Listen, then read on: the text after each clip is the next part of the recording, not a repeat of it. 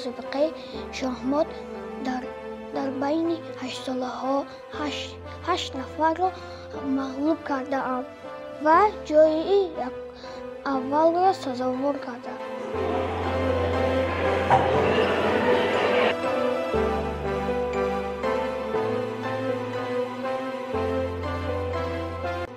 من در خانه در وقتهای خالی با اکام فرزین به شاهمات بازی میکنم. آنگاه در همین جا شاهمات بازی میکنم.